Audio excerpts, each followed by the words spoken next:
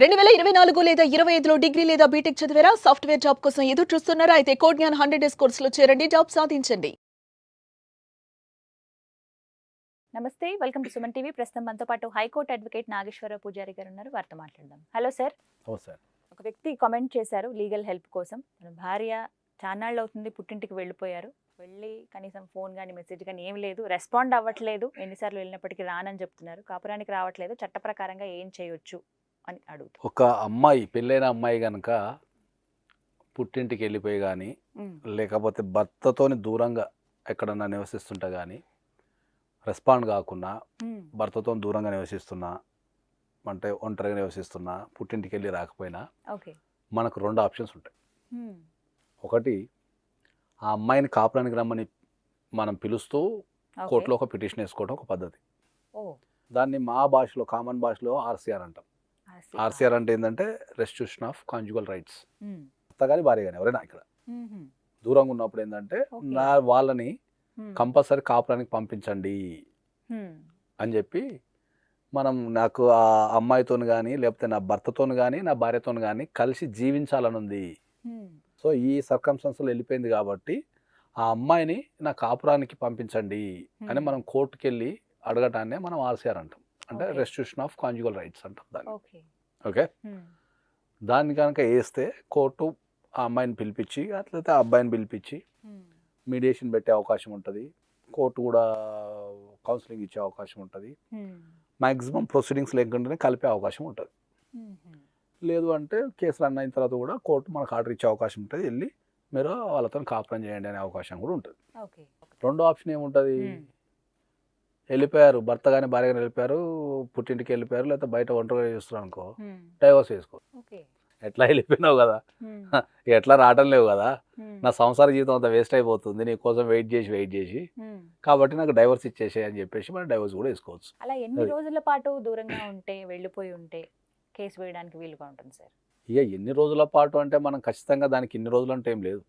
RCR వేసుకోవడానికి ఇప్పుడు వాడు ఖచ్చితంగా ఫీల్ అయినప్పుడు ఏంటంటే ఈ అమ్మాయి రాదు అనుకున్నప్పుడు మనం ఆర్సీఆర్ వేసుకోవచ్చు. అది ఒక్కొక్కరి విషయంలో 7 రోజులు కావచ్చు, ఒకరి విషయంలో 15 days కావచ్చు, 1 month కావచ్చు, 3 months కావచ్చు, 6 months కావచ్చు, 3 years కావచ్చు, 4 years కావచ్చు.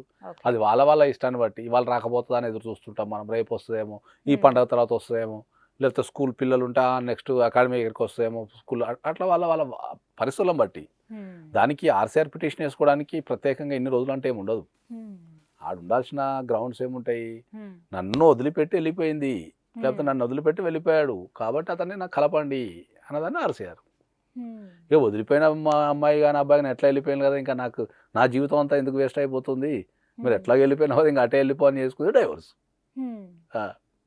కాబట్టి ఒక భార్యను కానీ భర్తను కానీ ఆ ఇద్దరిట్లో ఎవరన్నా సపరేట్గా నివసిస్తున్నప్పుడు మనం వాళ్ళ నుంచి మనం ఆర్సీఆర్ అడగచ్చు, వచ్చి కాపురం చేయమని అడగచ్చు. లేదా అమ్మ నువ్వు వెళ్ళిపోతున్నావు, ప్రతిసారి పుట్టింటికి వెళ్ళిపోతున్నావు, నువ్వు ప్రతిసారి లేదా ప్రతిసారి నువ్వు గొడవ పెట్టుకోనో లేకపోతే కావాలనో వేరే దగ్గర నువ్వు నివసిస్తున్నావు, కాబట్టి మరి అట్లాంటి నీ వ్యక్తితో నేను కాపురం చేయలేను, కాబట్టి నాకు డైవర్స్ ఇవ్వండి, నేను నా దారిని చూసుకుంటాను కూడా అడగచ్చు. 2 ఆప్షన్స్ ఉంటాయి. అది వాళ్ళ పరిస్థితిని బట్టి, వాళ్ళ ఇష్టాలను బట్టి, వాళ్ళకున్న రిలేషన్షిప్ని బట్టి వాళ్ళు చూజ్ చేసుకోవాలి. కొన్ని సార్ వివాహం జరిగిన తర్వాత ఫారెన్ వెళ్ళిపోతూ ఉంటారు అబ్బాయిలు, అమ్మాయిని ఎక్కడ వదిలేసి. సో మరి అప్పుడు అలాంటప్పుడు కూడా ఇదే కేసా? అలాంటప్పుడు ఇదే కేసు, కానీ ఫారిన్ నుంచి రప్పించడం కొద్దిగా కష్టం.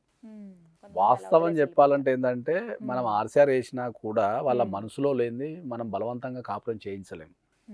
There is a provision for that. కొంతమంది మారే అవకాశం ఉంటుంది, కొంతమందికి ఇష్యూస్ మీద అవగాహన లేకుండా వాళ్ళు లేకపోతే మిస్అండర్స్టాండింగ్తోనో లేకపోతే ఒక కాన్ఫిడెన్స్ లేకుండా కొంతమంది వెళ్ళిపోయినప్పుడు మనం ఆ పిటిషన్ వేయడం ద్వారా వాళ్ళు మారే అవకాశం ఉంటుంది.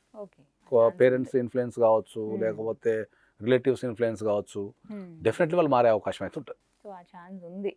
డెఫినెట్లీ ఉంటుంది. మనం అట్లాంటి కేసులు చాలా సక్సెస్ చేసినవి కూడా ఉన్నాయి. ఎనీ రిలేషన్షిప్ మిస్అండర్స్టాండింగ్ ఉంటుంది. ఒక బ్రెయిన్ ఇంకో బ్రెయిన్కి ఎప్పటికీ డిఫరెన్స్ ఉంటుంది కాబట్టి డిఫరెన్సెస్ ఉంటాయి. మ్యారేజ్లో ఏం చేస్తాం, డిఫరెన్సెస్ని కొద్దిగా కాంప్రమైజ్ చేసుకొని బతకాల.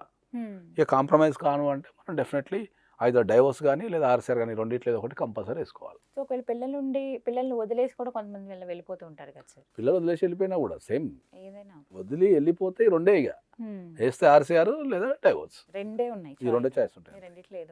మనం ఇంతకుముందు మాట్లాడుకున్నట్టు మనకు ఇప్పుడు భర్త కానీ భార్య కానీ వదిలిపెట్టి కనుక వెళ్ళిపోతే మనకు ఆప్షన్స్ ఏమి, ఒకటి ఆర్సీఆర్ వేసుకొని మనం అవును. రప్పియటం, లేదా డైవోర్స్ Divorce తీసుకోవడం. అన్నారు. Yes. కొన్ని సందర్భాలలో ఏంటంటే ఇటు నాకు ఆర్సీఆర్ వద్దు, Hmm. తర్వాత అటు నాకు డైవర్స్ కూడా వద్దు, Hmm. నేను మీడియేషన్ చేసుకోవాలనుకుంటున్నా, Hmm. కౌన్సిలింగ్ చేసుకోవాలనుకుంటున్నా అన్నప్పుడు ఏంటంటే మనం లీగల్ సర్వీసెస్ అథారిటీకి వెళ్ళి Oh. అక్కడ నుంచి మనం కౌన్సిలింగ్ కోసం కానీ Hmm. లేదా మీడియేషన్ కోసం కానీ Hmm. మనం అక్కడ నుంచి కూడా మనం నోటీస్ పంపే అవకాశం ఉంటుంది. బట్ అక్కడికి వస్తారని గ్యారంటీ ఉంటుందా సార్? రావాలి, ఎందుకంటే అది ఒక అథారిటీ కాబట్టి కంపల్సరీ మ్యాక్సిమం వస్తారు. ఎక్కడైనా కూడా ఏంటంటే మ్యాక్సిమం వస్తారు. ఒక 5% రాకపోవచ్చు, ఇక దాన్ని మనం ఆ 5%ని పరిగణలోకి తీసుకొని మనం ఏం చేయలేం. కానీ ఎప్పుడైనా సరే ఒక అథారిటీ, కోర్టుకు సంబంధించిన ఏ అథారిటీ అయినా నోటీస్ పంపించినప్పుడు అందరికీ కొద్దిగా భయం ఉంటుంది. సరే వెళ్ళకపోతే ఏమైద్దేమో, వెళ్ళి చెప్పొద్దాం అనే ఒక నమ్మకం, గౌరవం కూడా ఉంటుంది. కాబట్టి మనం లీగల్ సర్వీస్ అథారిటీకి వెళ్ళి అక్కడ మనం Okay. అప్లికేషన్ పెట్టుకొని నాకు కౌన్సిలింగ్ చేయండి, లేకపోతే మీడియేషన్ చేయండి, చేసి నా సమస్యని పరిష్కరించండి, Yeah. కలపడానికి కానీ విడిపోవడానికి కానీ అనేది మనం అడిగే అవకాశం కూడా ఉంటుంది. రాజీ కుదర్చమని రాజీ మంత్రం అన్నట్టు దాన్ని ఇంకా మనం ఓపెన్గా చెప్పాలంటే రాజీ మంత్రం. If they don't want to take any court proceedings against them, court proceedings వద్దు అనుకున్నప్పుడు మనం ఈ లీగల్ సర్వీస్ అథారిటీకి వెళ్ళి మనం వేసుకుంటే వాళ్ళు కూడా పిలిచి వాళ్ళు మాట్లాడి ఇష్యూస్ ఏమున్నాయి, ఏం లేవు, అవి సదరగలుగుతామా, సదరలేమా, విడిపోవాలనుకుంటున్నారా, ఒకవేళ విడిపోవాలనుకుంటే టర్మ్స్ అండ్ కండిషన్స్ ఏముంటాయి, విడిపోవద్దు అనుకుంటే కలిసి ఉండటానికి టర్మ్స్ అండ్ కండిషన్స్ ఏముంటాయి, ఎవరి డ్యూటీస్ ఏం చేయాలా, ఎవరి రెస్పాన్సిబిలిటీస్ ఏముంటాయి, ఇవన్నీ కులంకషంగా చర్చించి వీలైతే వాళ్ళు ఒక పేపర్ మీద అగ్రిమెంట్ రాయటము, ఎంఓయూ అంటాం మనం. అగ్రిమెంట్ మ్యాట్రిమోనల్ ఇష్యూస్లో అగ్రిమెంట్ ఉండదు, ఎంఓయూ అంటాం, మెమోరాండమ్ ఆఫ్ అండర్స్టాండింగ్ పెట్టుకొని వాళ్ళని కలపడానికి కానీ విడగొట్టడానికి కానీ ప్రయత్నిస్తారు, సమస్యని సాల్వ్ చేయడానికి ప్రయత్నిస్తారు. సో ఈ పద్ధతి కూడా చేసుకో. అంటే ఇప్పుడు భార్య వెళ్ళిపోయింది, భర్త వెళ్ళిపోయినా కూడా రెండు ఇద్దరికి సేమ్ ప్రాసెస్ కదా. ఇద్దరు కూడా ఇట్లా ఎవరు వెళ్ళిపోయినా ఆపోజిట్ పార్టీ లీగల్ సర్వీస్ అథారిటీకి వెళ్ళి వేసుకోవచ్చు. కొన్ని సందర్భాలు ఏంటంటే ఫోన్లు ఎత్తారు, లిఫ్ట్ చేయరు, తర్వాత థర్డ్ పార్టీని అలో చేయరు. ఇట్లాంటి సందర్భాలలో మీకు ఈ లీగల్ ఫోరమ్స్ని ఆశ్రయించేసి మీరు చేసుకోవచ్చు.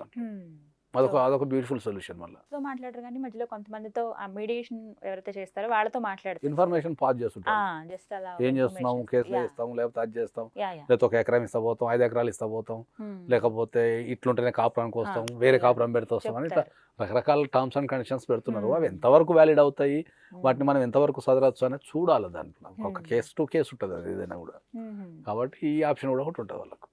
భార్య దూరంగా ఉండి కాపురానికి రాపోయినా భర్త దూరంగా వేరే దగ్గర ఉంటున్నా కూడా సేమ్ ఇద్దరికి ఒకటే వర్తిస్తుంది. Options. Right sir, thank you అండి. Thank you.